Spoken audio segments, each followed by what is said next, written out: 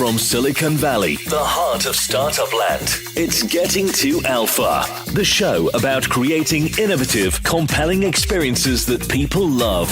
And now, here's your host, game designer, entrepreneur, and startup coach, Amy Jo Kim.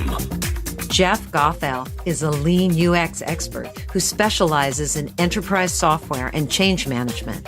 In his new book, Sense and Respond, Jeff and his co-author, Josh Seiden, offer up tools and techniques that large organizations can use to listen to customers and create new products continuously. In this fascinating interview, Jeff summarizes what he's learned working with enterprise leaders and pinpoints the speed bumps that get in the way of effective lean product development. Do you trust your teams to do good work? And if you've hired good people and you've given them good problems to solve and you've incentivized them properly, they will do good work, but you have to trust them to do that. And it's missing in a lot of organizations. There are more incentive structures built around shipping than anything else. Like, did you launch the iPhone app? Did you ship that feature? Did you integrate that vendor? Whatever it is. And that is what people get rewarded for. And if that's what they're getting rewarded for, that's what they're going to manage to. And that's so the system struggles to change. If you've ever struggled to get your team or organization to adopt lean principles the way that you think they should, you're going to love hearing what Jeff has to say. Listen in and discover how an enterprise expert approaches change management that really works.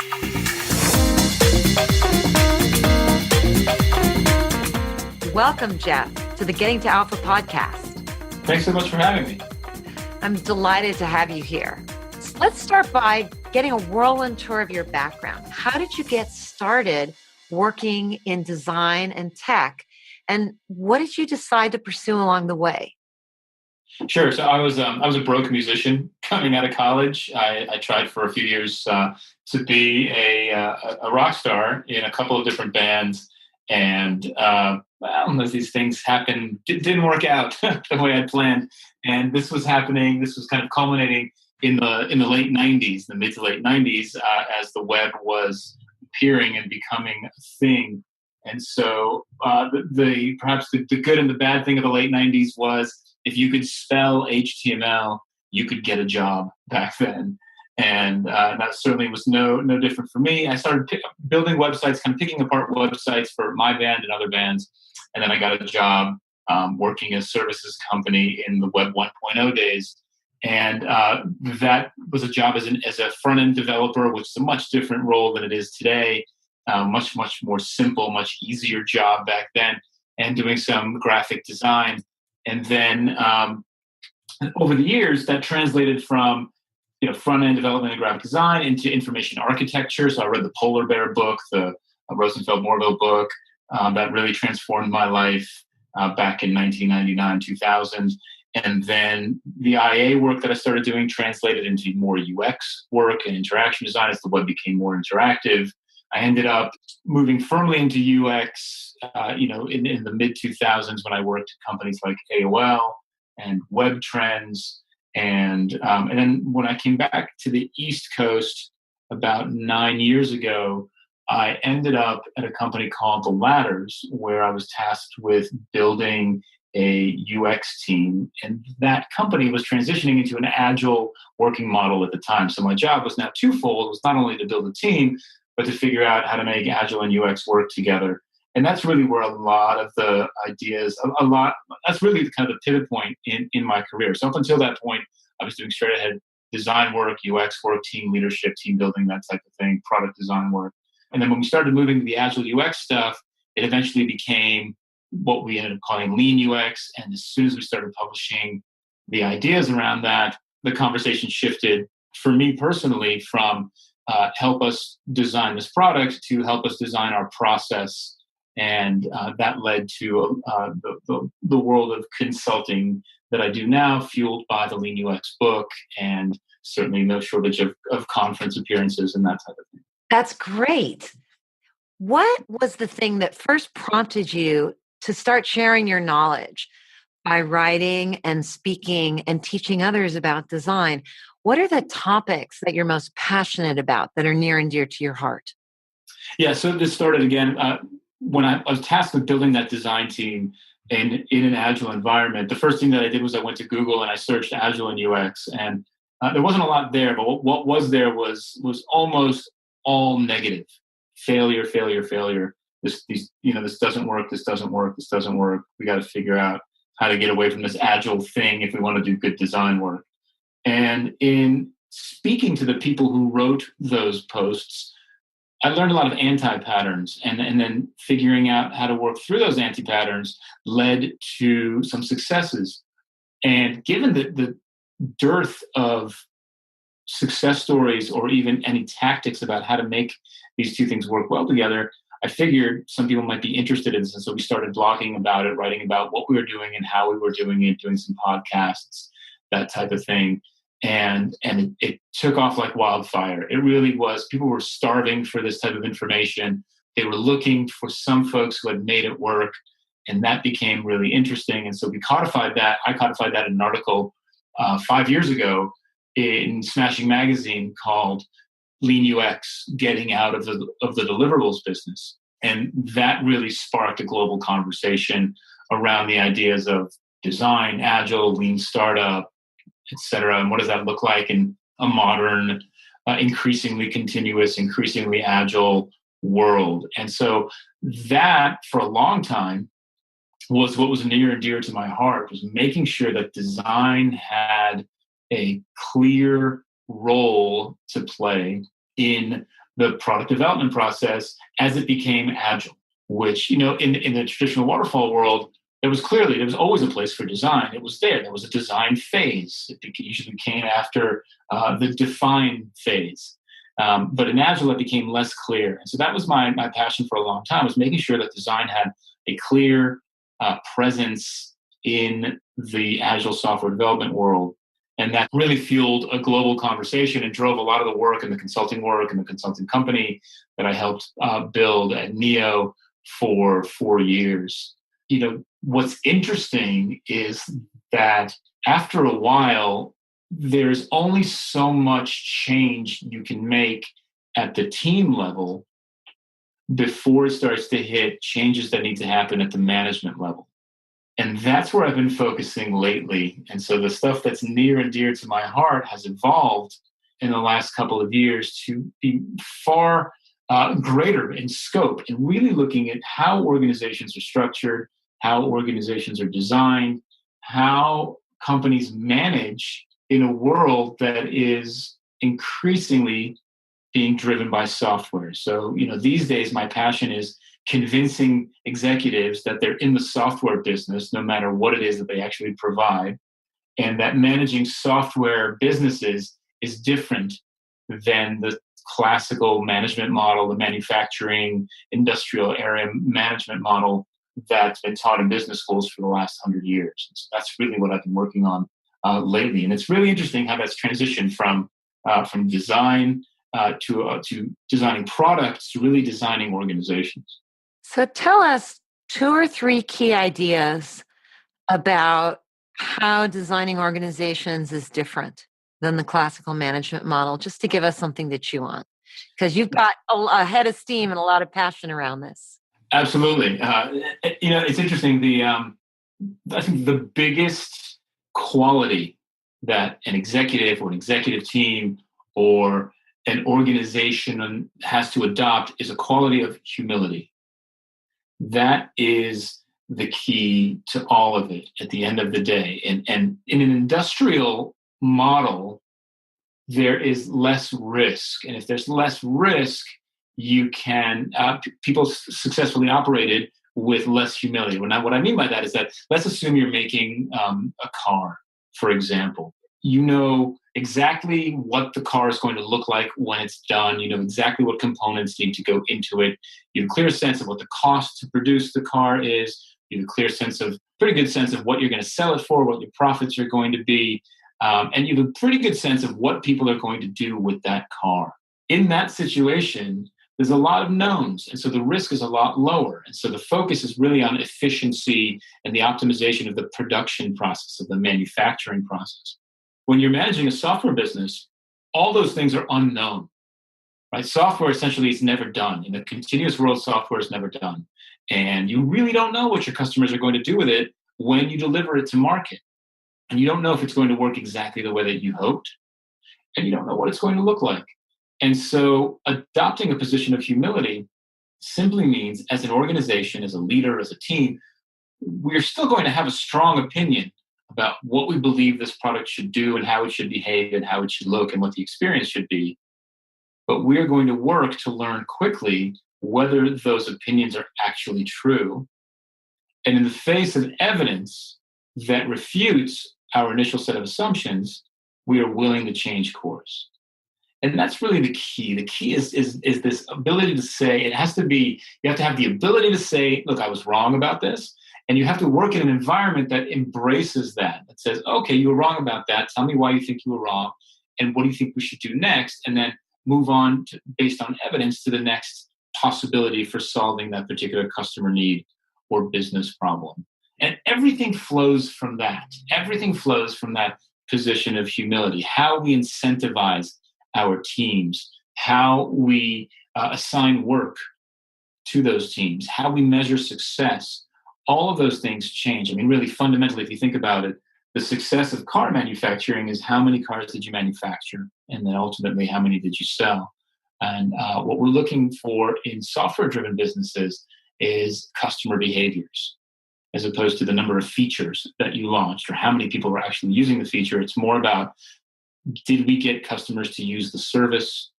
Did we get them to use it regularly? Did it make them more successful in life or at work? Did they tell their friends about it? Did they pay us for it? Right? Those are all the kinds of things that we can measure, and you can optimize your efforts based on those customer success metrics, as opposed to, did we ship 10 features this month? And that's really the biggest change in all of this.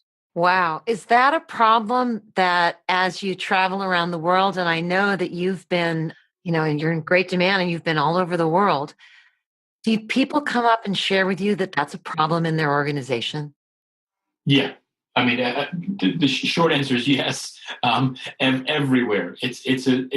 It's the reason, really. I mean, it's the reason that inspired Josh Seid and I to write our second book, Sense and Respond, was the overwhelming feedback from the people who read the Lean UX book, the overwhelming feedback from the teams that I work with, and even the middle managers and senior executives that I work with, is that's not how we operate. We work in a place that assumes that the manager has the answer, and that the manager knows exactly what needs to happen and when it needs to happen. And if that doesn't happen, then someone gets in trouble. And so reconfiguring the culture of these organizations is a huge challenge, and it's prevalent everywhere, all over the world, certainly all over the United States, in every domain, in every industry. There's still this mentality that, it comes down to a level of trust. If you're an executive or a manager and you're entrusted with a particular business unit or a product or a service, it's a question of, do you trust your teams to do good work? And if you've hired good people and you've given them good problems to solve and you've incentivized them properly, they will do good work, but you have to trust them to do that. And it's missing in a lot of organizations. And again, I think this comes down to not just humility, but incentive structures. There are more incentive structures built around shipping than anything else. Like, did you launch the iPhone app? Did you ship that feature? Did you integrate that vendor? Whatever it is. And that is what people get rewarded for. And if that's what they're getting rewarded for, that's what they're going to manage to. And that's so the system struggles to change. And we're going to get more into that Sense and Respond book in a moment. So stay tuned. So as you travel the world, you hear these stories, as you roll up your sleeves and work with your clients and executives. What are some of the most common mistakes that you see well-meaning product creators making in the early stages of testing their ideas? I mean, it still amazes me how few customers see the idea in its most nascent state.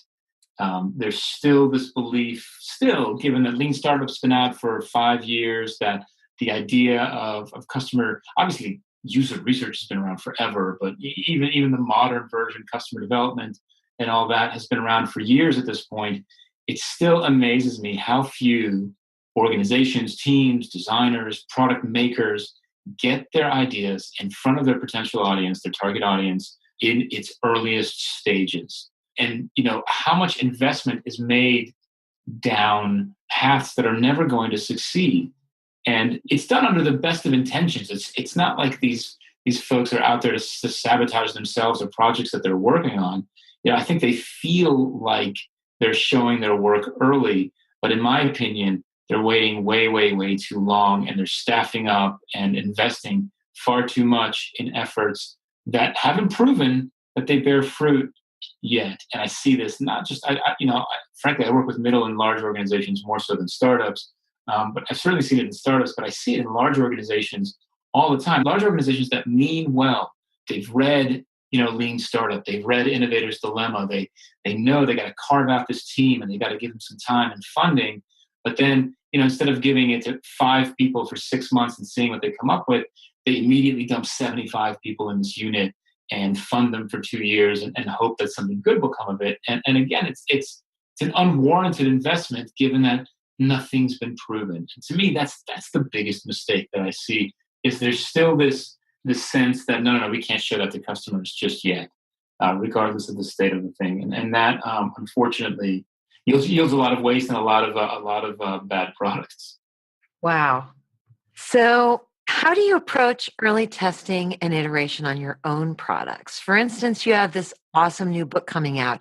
You mentioned it's based on a lot of feedback. Did you test early versions? How did you decide that was the thing to pursue? Great question. As a lot of folks know, the book publishing industry is probably the most unlean, unagile industry in the world. It's still very, very linear, very waterfall.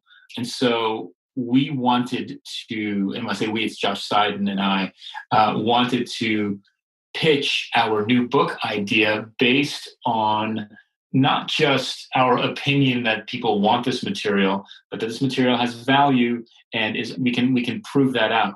And so part of that, yes. So there's ways to do that. Now, obviously, we were lucky in that we got to write a book before that, and so we've been collecting feedback on that for the last 3.5 years. And that book continues to sell very well every month, and people continue to give us feedback, whether it's Amazon reviews or emails or tweets or whatever it is. We still get a sense of how people are dealing with the issues in that book. So that's one. In assessing that we wanted to write a new book, it was time to test some ideas. And the way that I do it is, incremental investments. So the first thing I do is tweets. I tweet on topics that I think are interesting that would potentially make it into the book. Maybe they're chapter headers. Maybe they're just stuff that we put into a table of contents. And I see the kind of reaction that it gets. How does it spark conversation? Does it get retweets? Does it get likes? And if that's the case, I'll invest a little bit more. Maybe we'll try a few more tweets in that direction, or write something for my blog about it, a few hundred words to see how that conversation resonates. And if that seems to go well, can escalate that, elevate the level of effort to a Medium post or something along those lines. Again, all of that starts to drive an increased level of investment in a topic, in a particular path.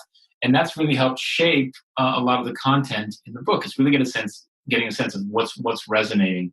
There's only so far you can go with that, at least in traditional book publishing, which is the path that we've chosen, because after a while you sort of have to then commit to a manuscript, get it written, and get it submitted, and then that becomes the snapshot in time that's a printed book. So there is some incremental product development based on feedback that's built into it, but after a while you just kind of have to commit to it. Yeah, and then I noticed Eric Ries did a Kickstarter to test the waters, etc. So it's, there's a lot of different ways to see what it is that people actually want. But getting it into a book form it's painful because you have to freeze it in time. And, lean is great because it can keep changing, but it means it'll reach so many people. Yeah. And a lot of people need that message.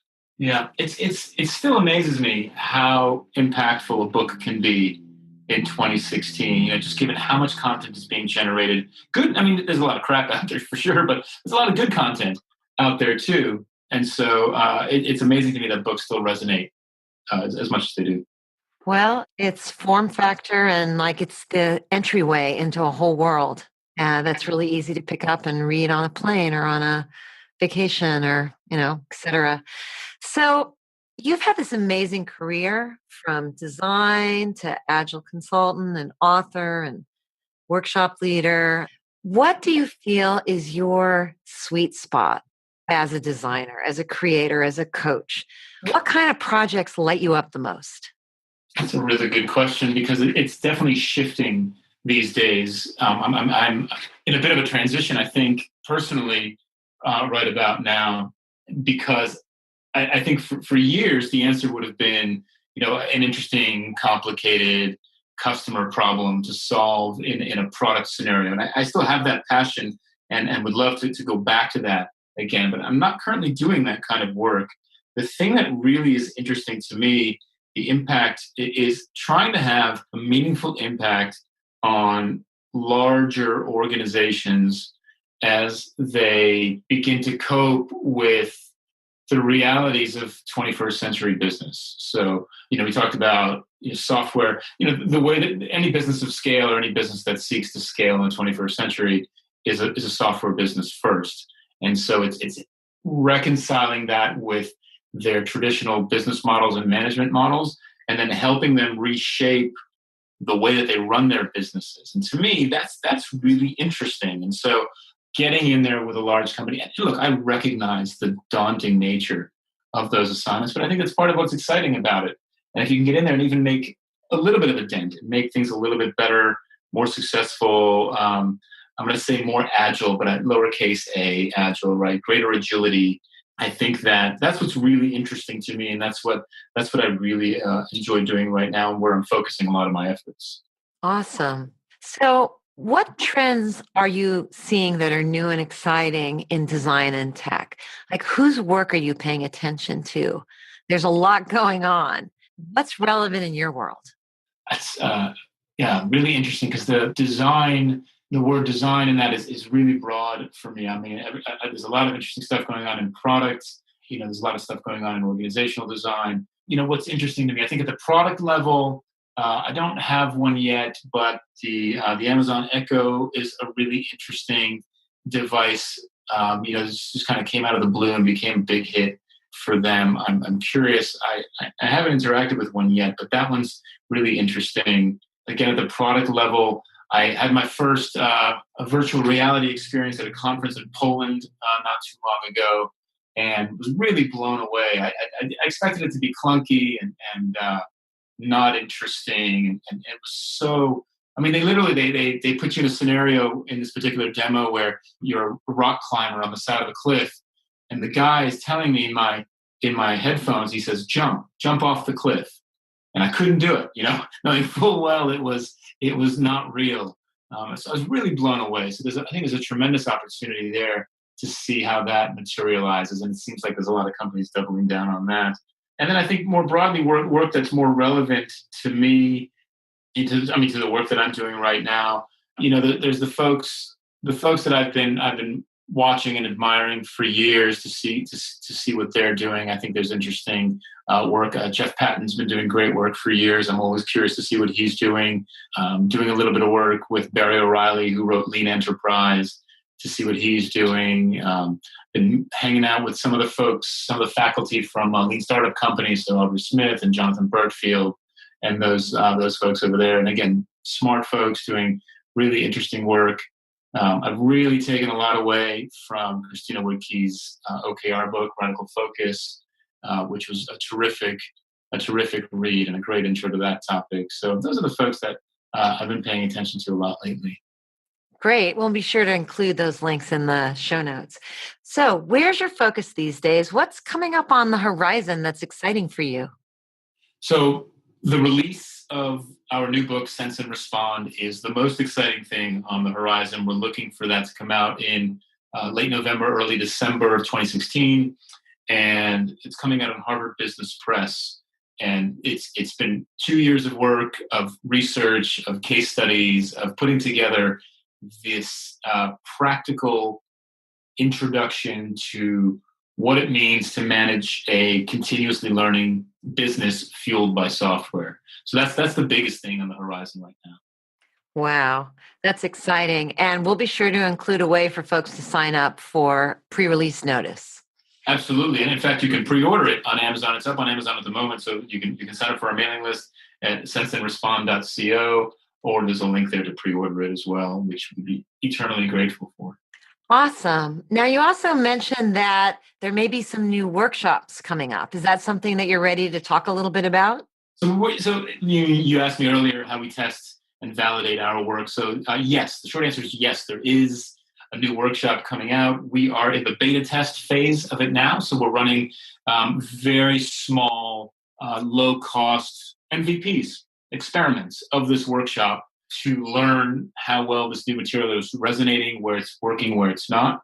And my goal is by the fall to have it ready for broader, just kind of get back out there and teach the workshop. Now, the focus of the workshop is advanced. It's called Lean for Leaders, or it's the next class. So if you've taken one of my Lean UX workshops, then this is the next step in that process. This is you know what hypotheses are, you know what experiments are, you know what assumptions are, and now you're trying to manage a team or run multiple experiments or do product delivery and discovery at the same time. And how do you handle that? And I think that is something, again, based on feedback from the other workshops, is okay, what's next after this? This is the new workshop. So we hope to have that done. That should be out in the fall once these MVPs shake out some of the bugs. Nice. Well, thank you so much for joining us today and sharing your amazing story. And I'm very excited about the work you're doing now. It sounds like it could be really impactful. Thanks so much for having me. This was great. And I'm excited about it too. And I hope we can catch up again in the future and share how hopefully some good impact case studies and stories. Gotta love the case studies. All right. Talk to you soon, Jeff. Thanks so much. Thanks for listening to Getting to Alpha with Amy Jo Kim, the shows that help you innovate faster and smarter. Be sure to check out our website, gettingtoalpha.com. That's getting2alpha.com for more great resources and podcast episodes.